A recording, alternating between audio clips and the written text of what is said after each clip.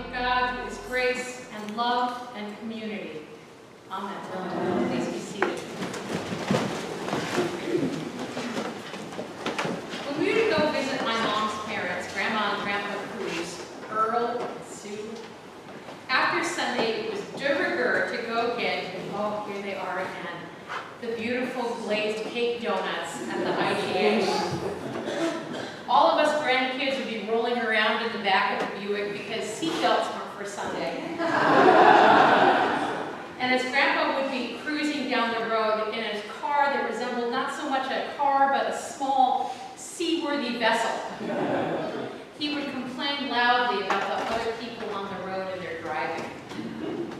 And Grandma would say, Earl, you just wish that there were no other drivers on the road. And Grandpa would say, well, that would be nice. I think about that when I'm driving on Highway 6 at 30 miles per hour in a 40 zone, behind some well-intentioned person who is trying to be safe and cautious. I have many impure thoughts in that moment. Mostly, I just think, why can't they? Why can't they? And then insert lists of things that they could be doing. Things that they could be, ways that they could be driving that would conform well to my way of driving. Why can't they? I have agreed for speed. I have agreed to be able to get where I'm going in the amount of time that I think it should take place. I don't have much empathy for who's behind the wheel. In fact, often I'm trying to peer up ahead. And if they should happen to turn and I keep going, I look over there and think, who's behind the wheel? And whoever is there doing the thing that I don't like, I slot them quickly into a category of, that's why they're driving 30 miles per hour. Because they are in this category or that category. Boy, that didn't take long, did it? 3 years of seminary at an Ivy League university, and all I'm doing is profiling other drivers. Greed comes in a lot of forms, doesn't it? Our gospel story this morning shows off one particular kind of greed, but I think it's used as a model for all kinds of greed. Jesus tells this parable about a man who has such an abundant crop. He doesn't even know what to do with it. He sets it up like a story problem. I think of parables as sort of religious story problems. You remember story problems. Some of you taught math, some of you took math. I think I took math. And I remember story problems. The train is going, but Bob is on the train, and if it goes, and then it did the 50 miles per hour, but he's walking backward on the train, 1 mile per hour, etc. Parables are kind of like story problems. You have to stop and take them all apart and look at the individual elements, each piece by itself. So what's the first piece? The man has an abundant crop. How excellent. What a wonderful thing to have. Some of us have had abundant crops in our lives. Some of us have had abundant crops in the form of financial success or in the form of a wonderful family life, a rich home background. Some of us have material possessions. Some of us have inner resources. Some of us have gifts that we can share. Some of us have inherited abundant crops somehow in our lives. Stable marriage, children. Man has an abundant crop. What a great start. Good for him. So then he's got a problem. See, he's got these barns, and they're too small to hold the whole thing. So what to do? And this is where we run into problems. This is where, as it were, the rubber hits the road. There's nothing wrong with having abundance. It's a blessing, it's a gift. It's a good thing. It's what we do with it that counts. Barns are too small to hold the abundance, so what does he do? He says, I know what I'll do. I'll tear down the old barns and build bigger ones. And that, I think, is for Jesus, his first mistake. Why does he have barns the size that he's got them? That's probably the size of barn he needs to provide for himself. It doesn't say that he's got a family. It doesn't say that he's supporting other people. It just says, barn, too small to hold what I have. I've got to keep the whole thing. A number of years ago, the first time I lived in New York City, when I happened to be working on Wall Street, I was working as an office manager for a company that no longer exists. This was during the dot-com bubble of 2000, before everything changed in 2001. And there was these signs on the subway, you know, beleaguered people getting onto the subway. If you ever want to see what exhaustion looks like, just travel on any New York subway during rush hour and watch the looks on the faces of the workers going to and from.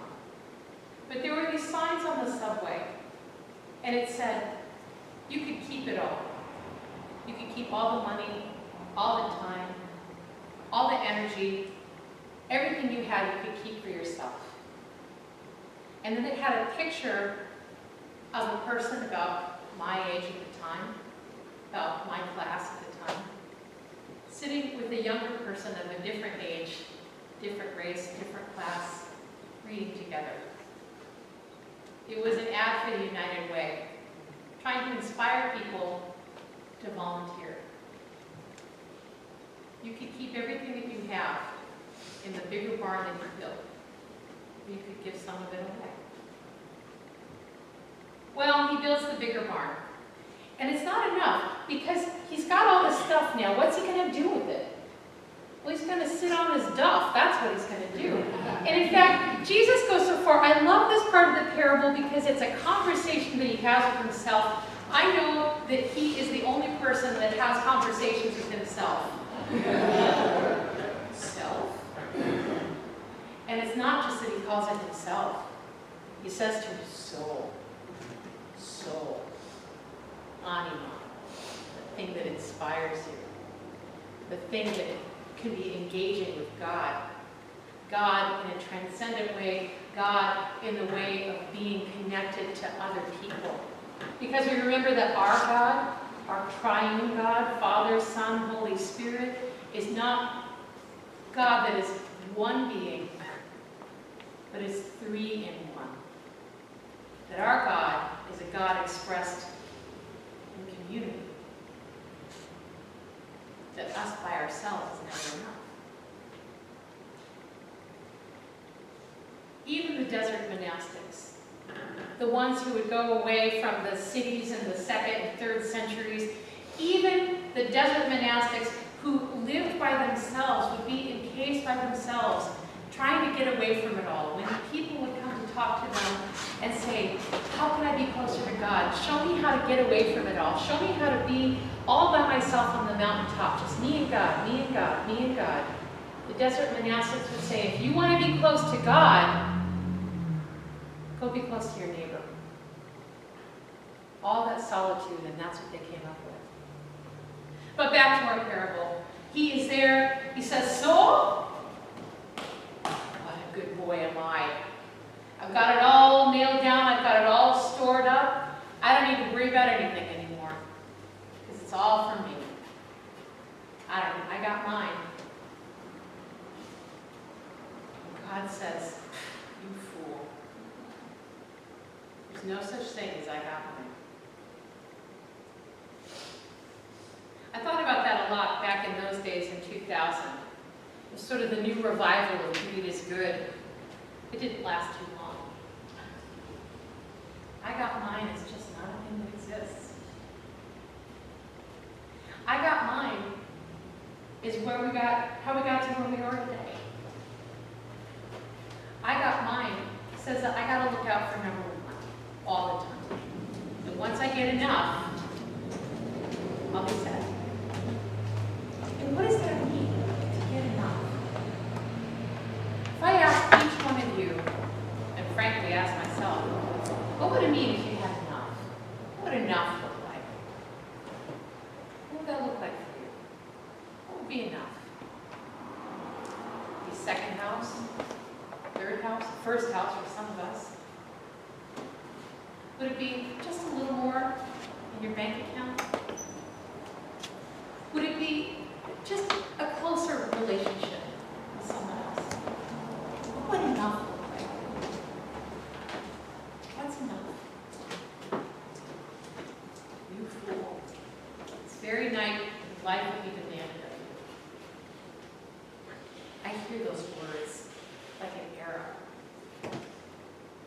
Because I spend a lot of time thinking about what's enough. What's going to be enough for me? What's going to be enough for our church, for our community? What's enough? How can we build security? How can we make it last forever? And the truth is, it doesn't last forever. I was visiting with a friend of mine this week, a friend who'd experienced a trauma recently. And she was telling me about going to her Buddhist meditation group. And the teacher, in all of her wisdom, said, anything can happen at any time. Well, I don't want to hear that. I want to know that enough is enough and I can tick that box and I can just sit on my dunder and watch more TV, which I love to do. When is enough enough? Greed comes in so many forms, does it not? Paul goes through this wonderful list, this wonderful, terrible list in Colossians. But mostly, I think at the heart of greed is this idea that I can do for me. I can fill myself up, and I can keep it all for myself. Think about all the other forms of greed. Material greed is one, but it's just one. Gossip, I think, is a form of greed. It's a way of creating social status and capital for yourself. It's different from asking concerned questions about others. It's greedy. It's for myself, so I can gather information. There are lots of forms of greed. I can do all of this for me. Protect myself. And what's on the other side of greed? It's always fear. That there won't be enough. That I won't have what I need. That I'm going to be imperiled. That I'm going to be embarrassed or ashamed. Those are real fears. So what's the solution? Does this mean we should give up our retirement accounts? No. There's everything good about having abundance. Jesus talks about that all the time. I came that you might have life and have it in abundance. Abundance is a ridiculous measure for how much we should have. It's not enough. It's more than enough. It's spilling out everywhere. But the answer to greed is generosity. Generosity with the abundance. And there's so many kinds of generosity. We are, of course, in the United States, we're deeply familiar with material generosity. It's the main language of how we communicate. It's our cultural DNA. But there's so many kinds of generosity. I had a wonderful acupuncturist when I was younger, and she had this poster in her office, and it listed the types of generosity, and I have looked and looked and looked for it. So if you ever come across this poster, would you kindly take a picture of it and send it to me? It had this list of generosities. The generosity of the gaze. The generosity of the countenance, your whole face. The generosity of a touch. The generosity of a kind word. Think about all the ways that we can be generous. That is the solution to greed.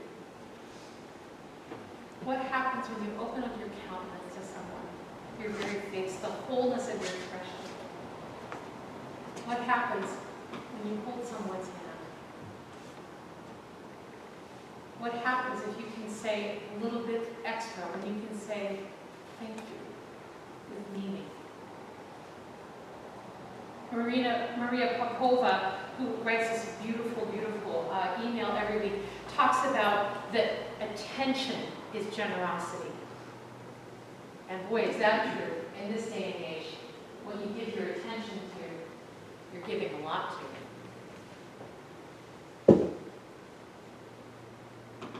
We have a problem with belonging in our community. We have a problem with belonging in our world. There were four mass shootings this week in the United States. 4. The last one in El Paso, the person who went to a Walmart with the intention to hurt is someone who would look for belonging and found it in a way that says, our race is the only one that matters. Racism is a form of greed. That we're the only ones that matter. I had to wonder what would be different this week, what would be different in his life if he had found belonging someplace else. I don't know, it's pure speculation. What would be different in our lives if we continue to expand and extend generosity of all kinds? Because when you extend generosity, you help to create that sense of belonging. You help to create community, the kind of community that we have in college. That's our project. As followers of Jesus, that's our project. How can we radiate, resonate who God is in our world, in our lives? Starting to notice where it is that we have our own creed. I've got mine. Boy, do I have mine. And understand that God is even more generous. And that we can express that to God in our confession, that we can experience healing in the absolution, sacraments. Those things, generous gifts from God. And not just for us to store in our hearts, but to give away. Last story. I promise. When I was a little kid, we sang this little song. Maybe you sang it too. Love's not something till you give it away. Give it away. Give it away. Love's not something till you give it away. And you end up having more. The secret to having enough is to giving it away. The secret to Christ's love is to give it away. And you will end up having love in abundance, more than we could ever dream.